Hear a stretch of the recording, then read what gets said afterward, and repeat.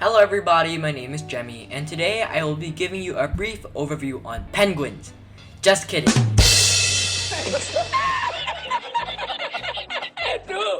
Today I'm going to be giving you a brief overview on Seaborn, Ep.02.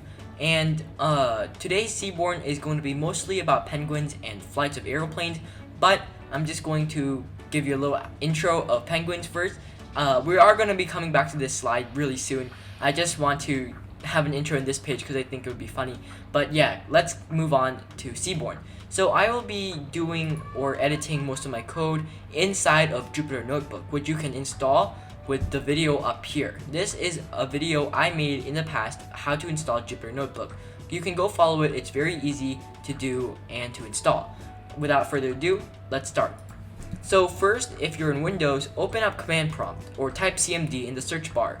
Once you did that, make sure to pip install Seaborn, as we are going to be using this library today. However, if you already have it, then you don't need to. But if you're not sure, then do it anyways. You don't lose anything, and you can check too. Once you're done with that, remember to pip install matplotlib, which is another library for data visualization. Once we did that, we can open Jupyter Notebook. So Jupyter Notebook, type that in, and boom, it should open in your browser. Okay, we can wait. Okay, there we go. And since Jupyter Notebook is a local notebook, this means that it can only use as much information as you download. So if pretend you're using a Google Colab, then you won't have to pip install in your command prompt. You can pip install in there. But Jupyter Notebook is local. This means that you would have to do it in command prompt. And remember to keep command prompt running, because if you stop it, then the connection with Jupyter Notebook will be lost. So just keep it in the back of your computer. Let's move on. And let's go into my folder that I prepared. If you don't have it, then just click new folder right here. And then you can rename your folder to whatever you want. That has a clear definition of what we're going to be doing now. So let's go into my folder. And today is EP2, tomorrow is EP3. So like so, and once we're in here, the first thing we want to do is we want to import Seaborn as SNS, which is a way of making Seaborn shorter. So instead of saying Seaborn every single time we want to use it, we can just say SNS. And after that, we want to import matplotlib.pyplot, which is matplotlib, as PLT. This turns down the whole name a bunch, and we can use it later on. Once we're done with that, we want to %sign matplotlib inline, which allows us to show graphs. So if you don't have this, then make sure to do it. Also, I want to show you this link, which is the official Seaborn documentation. If, like, pretend you have any questions about this or you want to do further research, then I recommend you this link. I will leave it down in the description.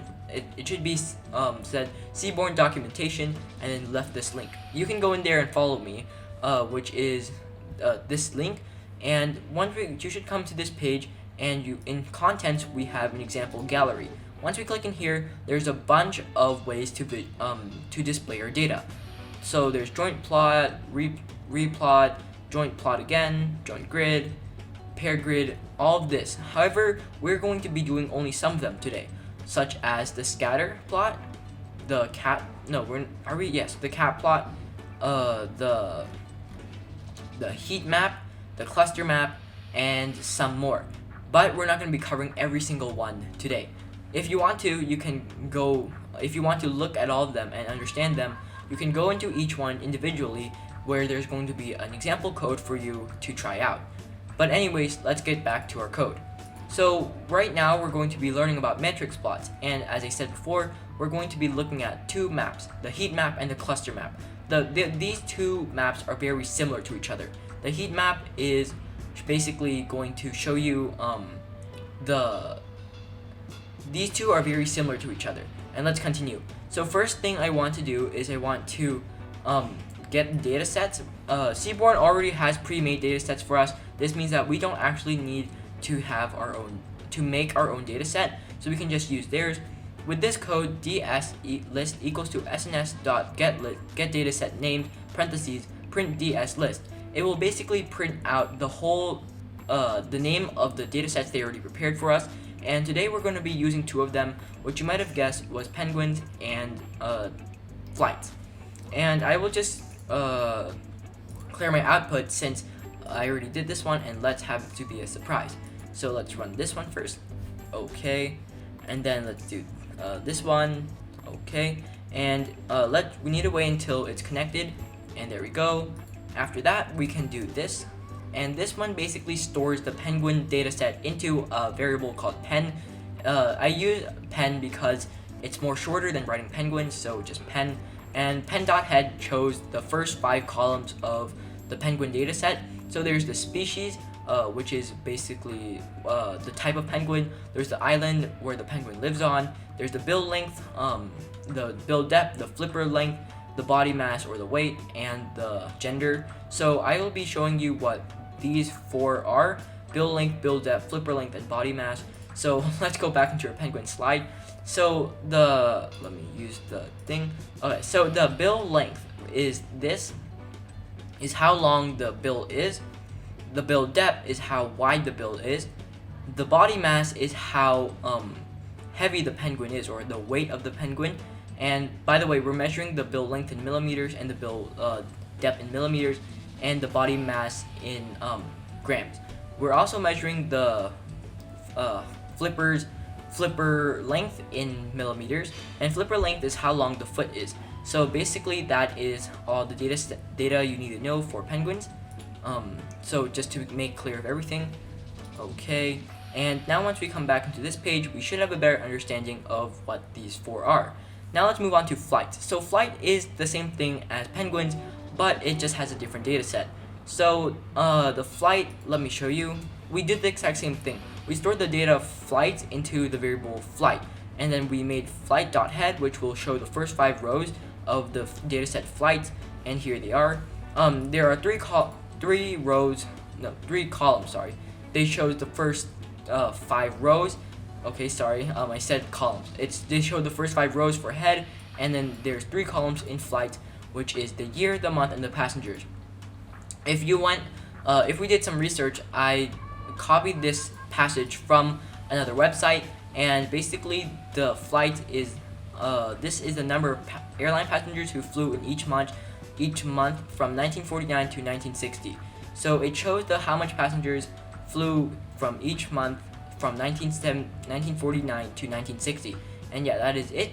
Now let's move on to the heat map. Now since we've already prepared all of our data set, we can move on to the heat map. Now the heat map, there is pen.core.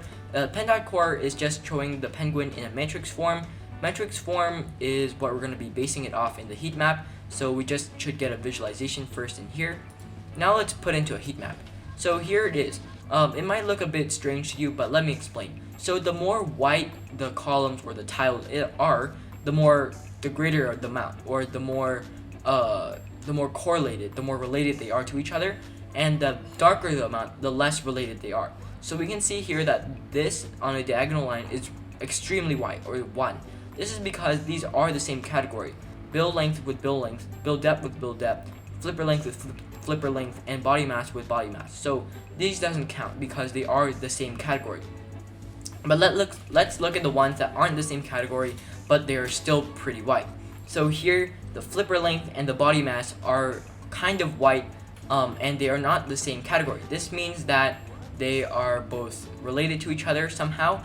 Maybe the flipper length makes most of the penguin's mass, but yeah, we can tell if they're correlated by how white the tile are. Also, we can tell how not correlated they are using the same method, only vice versa, which is how the more black, the less correlated. And now let's customize our heat map even more, so we can make it different color themed. If we change the C map to cool and warm, then it would look somewhat like this. The more red, the more correlated; the less red, the more blue; the less correlated it would be. Now if we were to look at this, we can even add some more things, which is anode. Anode will show us the number specifically on each tile. So let's run this. So you can see here that this, or the diagonal line, is all 1. This is because they are the same category, and the rest are just numbers. And in here we can see 0.87 is the most correlated out of all of them, except for the diagonal line. Also up here, if we were to look on our matrix, it's 0.87 and 0.87. So they are the same number. With the command anode, we can display that. Let's move on to flights. So we are still going to be using the heat map, but we're going to be using the flights. So this will basically show the matrix again. And these numbers in here are the passengers for each airline flight. And this one, this y-axis is the month, and the x-axis is the year that they are traveling. Let's put it in a heat map. Okay, so this might look a bit menacing, but it is not. In here, the M flight is a matrix flight, and I made this variable new. M flight equals to flight.pivot, table values equal passengers, index equals month, columns equals year. This basically makes a heat map, and sns.heatmap M flight, anode equals true, fmt equals to g. This is very confusing, but don't worry, I can explain. If we were to take out this part and only focus like this, it would print out something that looks somewhat like this, okay? And you can see that the same logic applies for the penguin. The more darker, the less people. The more white, the more people. So in here, you can see that the darker one means less people, and the lighter ones means more people. And this is because the airplane was invented in the 1903, which means that this is only a couple of years later, meaning people didn't trust it as much as they would right now, since it was just invented. But over the years, it developed in safety precautions and commercial flights, so people started to trust it more and use it more. We can also see the month, right? We can see that between July and August, even though people don't really use it, you can see it's more lighter than the other. And in here, we can also see that it's more light. This is because over here, it's probably in break, or people have been traveling a lot during these 2 months, because break, vacation, business travels, I don't know, but we can see a pattern that develops. Now let's add these back. So anode, we can see from the beginning, or the penguin, that it's just going to show the numbers. But if we don't have fmt equals to g, like so, then it would come up a whole mess. This is because anode right now, it is on square, which means that it will be an infinite number. We can see some e's here that is not covered, but if we add the fmt equals to g, this will basically make it so that it is a normal number, like the matrix above here. So now, like so, and let's move on to the next one. So sns.heatmap mflight cmap equals to magma, line color equals to pink, line width equals to 1. This is basically customizing our heat map. So now it looks like somewhat like this. We can change the line color to whatever we want, like white, like so, and we can change the line width to a greater amount, like 10 or 100. That's too much, like so. And you can see it gets really small, but I like to leave it as 1 because it looks nicer. Okay, and now let's move on to the cluster map. The cluster map is a sibling or a cousin of the heat map, and it looks somewhat similar, but it's not. 1 second, even though I'm not streaming today, I will be drinking water on stream because that seems to be my signature now. Fresh water. Everything that lives on land, animal or plant, depends upon it. Yet only 1% of it is within reach.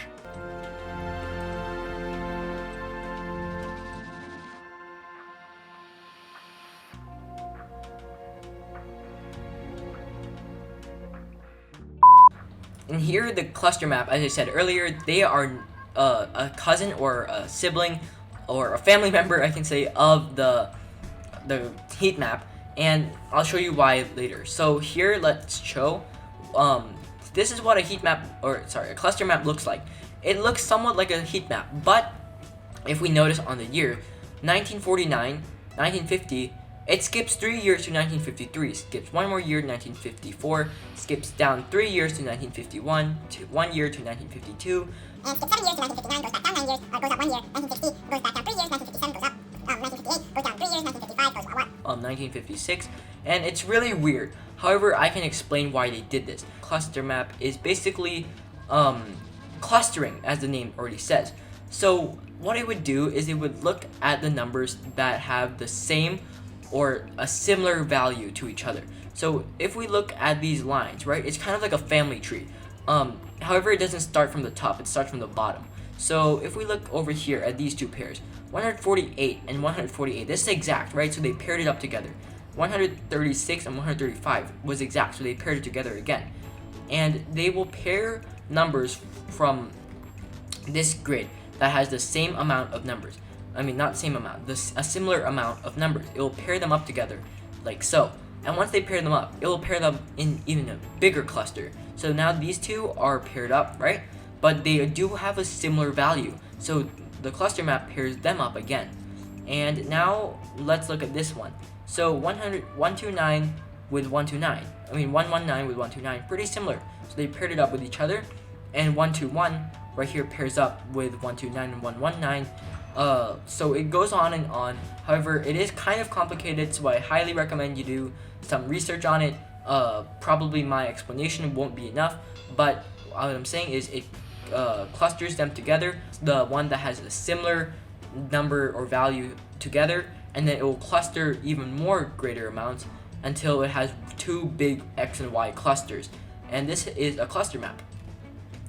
And we can also customize cluster maps to be more colorful. So in here we made the C map into cool and warm, and then we had a line color which was white, and the line width equals to 1. So now it looks somewhat like this.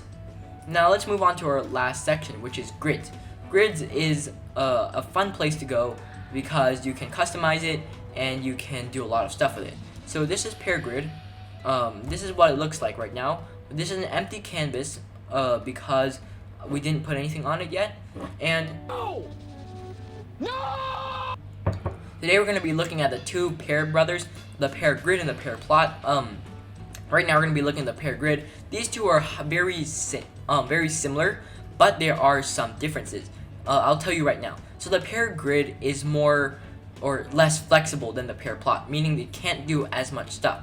The pair plot, however, you can do a lot of stuff with it, such as I'll show you later. But basically, if you notice here, this is the pair grid, right? So this is the code for the pair grid. It looks plt.scatter, grid map plt.scatter. So you can see it's quite not that simple because you would have to assign the pair grid and then grid map it. However, let's look at the pair plot. The pair plot, I mean, sns.pairplot pen, right? That's it. And over here, you have two lines, even though for the pair grid, you need two lines. But the pair plot, you only need one. That's the difference. Pair plot is more easy and more flexible than the pair grid. So if we look at this, this is the pair grid. The pair grid is just assigns us the scatter plot, and this is just a scatter. And there is vocabulary for this too. This is the diagonal line, this is the upper triangle, and this is the lower triangle. We can see that the more diagonal or the more the straight line is, the more correlated it would be. And this is kind of like the pattern we saw above, like before with the penguin heat map. This is kind of the same thing. Since these are the two same category, then it would be the more straight. And you can see here the flipper length and the body mass are almost diagonal with each other, if not diagonal. But the other ones are not as diagonal as the flipper length and the body mass. This is because they aren't related to each other as much. Okay, let's move on to the assigning each one to be specific. So right now all of them are scatter, right? Scatter plots. But let's make the middle one or the diagonal line a histogram, the upper triangle a scatter plot, and the lower triangle a KDE plot. No! Now we can see that they are very different, and we can assign lots of things. So this is how to assign a grid or a pair grid, right? Very, very complicated. But if we were to do this to the pair plot, it would be much easier, like so. So now we're moving on to the pair plot. Now you can see that with one line of code, we can already create a histogram down the middle and scatter plots around here. And as I was saying, we already have a histogram and scatter plots on both sides with only one line. However, let's customize it even more. So now we're going to put a hue.